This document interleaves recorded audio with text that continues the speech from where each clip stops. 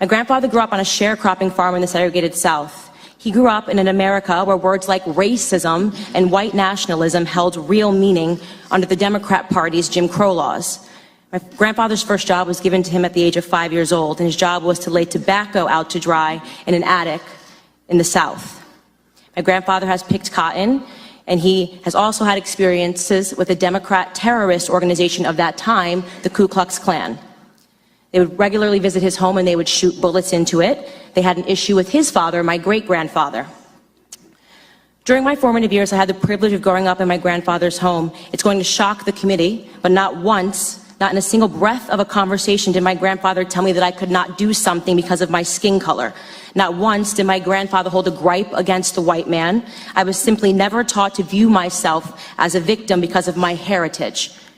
I learned about faith in God, family, and hard work. Those were the only lessons of my childhood.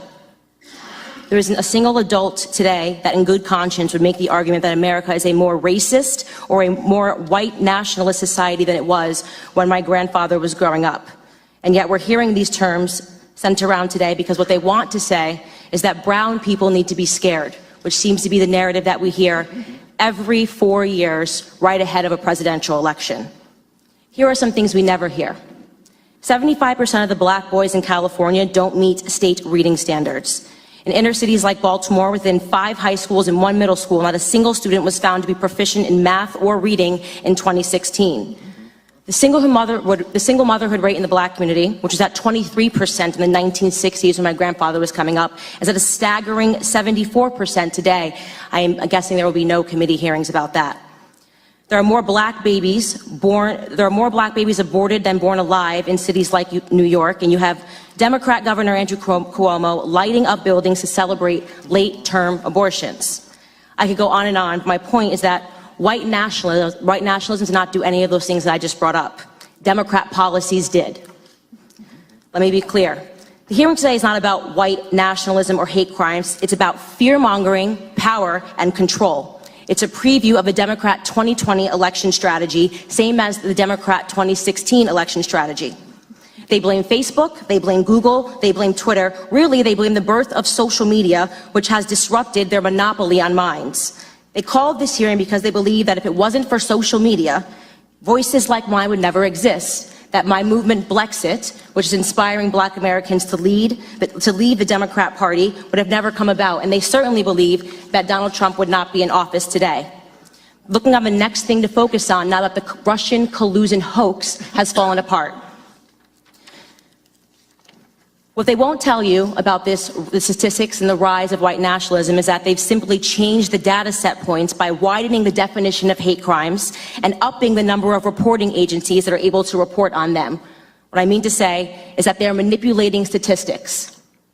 The goal here is to scare blacks, Hispanics, gays, and Muslims into helping them censor dissenting opinions, ultimately into helping them regain control of our country's narrative, which they feel that they lost. They feel that President Donald Trump should not have beat Hillary. If they actually were concerned about white nationalism, they would be holding hearings on Antifa, a far-left, violent, white gang who determined one day in Philadelphia in August that I, a black woman, was not fit to sit in a restaurant. They chased me out. They yelled race traitor to a group of black and Hispanic police officers who formed a line to protect me from their ongoing assaults. They threw water at me. They threw eggs at me. And the leftist media remained silent on it. If they were serious about the rise of hate crimes, they may perhaps be examining themselves and the hate that they have drummed up in this country. Bottom line is that white supremacy, racism, white nationalism, words that once held real meaning, have now become nothing more than election strategies. Every 4 years, the black community is offered handouts and fear. Handouts and fear. Reparations and white nationalism. This is the Democrat preview. Of course, society is not perfectible. We've heard testimony of that today. There are pockets of evil that exist, and those things are horrible, and they should be condemned. But I believe the legacy and the ancestry of black Americans is being insulted every single day. I will not pretend to be a victim in this country, and I know that that makes many people on the left uncomfortable. I want to talk about real issues in black America. I want to talk about real issues in this country and real concerns. The biggest scandal, this is my last sentence, in American politics is that Democrats have been conning minorities into belief that we are perpetual victims, all but ensuring our failure. Racial division and class warfare are central to the Democrat Party platform. They need blacks to hate whites, the rich to hate the poor, and soon enough it'll be the tall hating the short. Andrew, get out of the way. Andrew, you're fat, you need to shave. I'm not fat. Andrew, put on a dress shirt, stop being a slob. What is this? You want me to look like a waiter? I'll look like a waiter. Andrew, you're too handsome. All right, we'll get to these at a later date. Right now, we're going to get into Candace Owens. No green screen today. Let's just get into it. Candace Owens made these opening statements, and I'm glad to hear it because since this channel's inception, I've been talking about how the media picks and chooses which parts of the country, which parts of the world to focus on to better suit their narrative. And they specifically don't talk about things like Chicago or Baltimore or cities like this because it's their cities. It's the things where their policies have been enacted and have been complete and utter failures, so it would be bad for business for them. If they actually were concerned about white nationalism, they would be holding hearings on Antifa, a far-left, violent, white gang who determined one day in Philadelphia in August that I, a black woman, was not fit to sit in a restaurant. She is, of course, right. The whole white nationalism thing is completely overblown. And, of course, the people that they label as white nationalists wouldn't fit your cookie-cutter definition by most people's regular standards. I would disagree with them, of course, if they were white nationalists or ethno-nationalists. But here's the clip of what Candace was talking about when she was saying she was accosted with Charlie Kirk by Antifa or just by these protesters in general.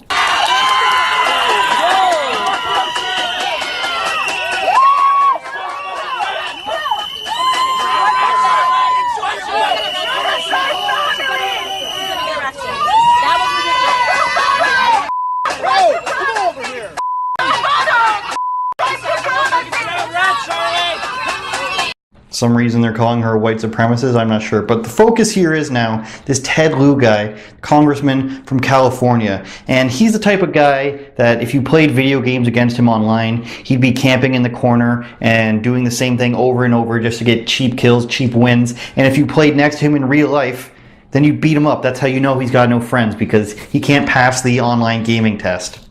If you want a good example, just look at his Twitter bio. I don't take orders from Vladimir Putin. Wow, what an edgy guy. What a tough guy. So he pulls out his phone like a real edgelord and starts playing a clip of where Candace Owens talks about Hitler, and what you'll see after that is Candace's rebuttal to him, where she really just slaps him around. A really good job. I agree. I actually don't have any problems at all with the word nationalism. I think that it gets, the definition gets poisoned by elitists that actually want globalism. Globalism is what I don't want. So when you think about, whenever we say nationalism, the first thing people think about, at least in America, is Hitler. You know, he was a National Socialist, but if Hitler just wanted to make Germany great and have things run well, okay, fine. Problem is that he had dreams outside of Germany. He wanted to globalize. He wanted everybody to be German, everybody to be speaking German. All right, so my first question is to Ms. Hirschenoff. Ms. Owens said, quote, if Hitler just wanted to make Germany great and have things run well, okay, fine. The problem is that he had dreams outside of Germany. So when people try to legitimize Adolf Hitler, does that feed into white nationalist ideology? Yes, I think it's pretty apparent that Mr. Lieu believes that black people are stupid and will not pursue the full clip in its entirety. He purposely presented an extracted clip. The witness will suspend for a moment. It is not proper to refer disparagingly or to a member of the committee. The witness will not do that again. Witness may continue. Sure, even though I was called despicable. Witness may not refer to a member of the committee as stupid.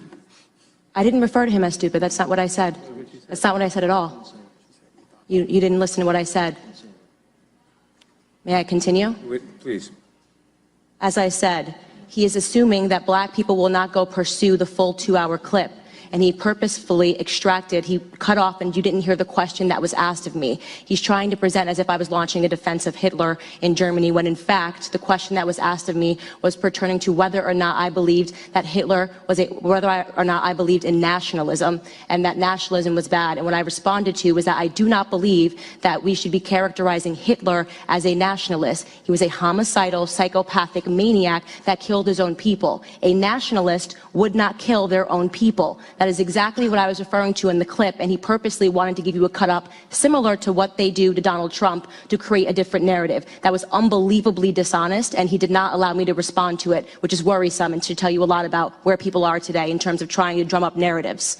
By the way, I would like to also add that I work for Prager University, which is run by an Orthodox Jew. Not a single Democrat showed up to the embassy opening in Jerusalem. I sat on a plane for 18 hours to make sure that I was there. I'm deeply offended by the insinuation of revealing that clip without the question that was asked of me. Ooh, Ted, how does the mat taste? That's a first-round KO. I'm sorry, bud. So not only do they really avoid Candace throughout this whole hearing, they make it apparent that they don't even want to address any of the stuff that she's talking about. So a lot of the people who are clearly on her side end up sacrificing their time to let her speak and make her points. They purposely sort of tried to misrepresent what she said, as you can see in that last clip. And by the end, this Ted Lieu guy is sitting there, and you can just see on his face, he's like, oh fuck. So of course the memes began to follow and flow like water. So here's some of them. You can really just feel the soy in photos like these. However, I do want to point out though, Candace's points here are very well practiced, and while a lot of what she says I agree with her on, there are some things that she obviously hasn't fleshed out, and there are reasons why people don't like her as much as maybe they could. Something people often point to is her arguments around climate change on Joe Rogan last year. It didn't go that well for her. She seemed like she had many prepared political statements that she'd never had backed into a corner before, and it made her look kind of silly when Rogan started throwing out like simple rebuttals. Here, take a look. Scientists who look up the opposite, right? Instead of looking for what you're searching for, looking for what you're not looking for. I didn't search for it. That's what I found when I searched it. Sorry. Yeah, but yeah. Look up. But this is my question. Yeah. Why are you so sure? This is a because what you just said. Because what you just said. This is an extremely complicated subject. And what is the climate change? Yes, the climate changes. It was different weather yesterday than it was today. The climate is forever changing. Like that. That's the problem. Is that people are making it seem like that's something weird. No, that's not. You're misrepresenting the issue. The issue is people think that human beings are exacerbating climate change to the point where there's a tipping point. We cross over that tipping point. We're going to deal with huge problems that could be corrected if we act now and put a lot of funding into climate control. Now I know what you're thinking. Andrew, didn't you make a video on why many of the scientific consensus studies weren't actually that all reliable? Why, yes, Andrew. Yes, I did. Argue like there's no problem with pollution or anything like that, and she had no real rebuttals for anything Joe said, and it seemed like she was just going along with what he said in the moment and agreeing with him and everything he replied to her with, which is actually quite Joe Rogan of her to do. It made her seem as though her stances were purely political and not based in fact. And you know who really doesn't like stances being purely political and not based in fact? Candace Owens. This is what changing the country looks like. My point is, there's a big growing gap here that I've noticed between people who are going off on tours and speaking and their original core base and the points they used to make which got them that popular. Now they're making that sweet Fox News or the Blaze Network money, and they're really not being challenged anymore. And slowly but surely, what I'm noticing is everybody's just joining the club. They're joining up for the establishment, and their points are slowly conjoining with the points of the people they used to be against, the people who said weren't listening to them. Now I understand why they want to get paid, and it's very hard to get paid in a field like this, why they won't bite the hand that feeds and go off script like that. But the same things keep coming up, and they're not being solved. The censorship is still there. The whole hate speech and white supremacy and the killer's motives of the people he named. Real people know that these are just talking points, and what the government says is still kind of the opposite of what everybody on the internet or in their day-to-day social interactions knows. So I don't see that coming to a close, and I feel like people are really starting to lose steam, and hopefully seeing videos like this or upcoming elections will bring that energy back into people. While I criticize Candace, I still appreciate her for telling it like it is, and I know that just for having the name Candace Owens in this title, this video is going to get down throttled. So that's why you got to appreciate people who are willing to go on a national stage, an international stage, and try to work to end things like censorship, try to end false narratives, and try to really get the truth out there as they see it. This has been Andrew Says. Thanks for watching, and remember, I wouldn't lie to you, except for maybe this once. And also, I don't say about. Can we just stop with the about things? About? I don't get it. I'm basically the same as a person from like Wisconsin or Michigan or Ohio.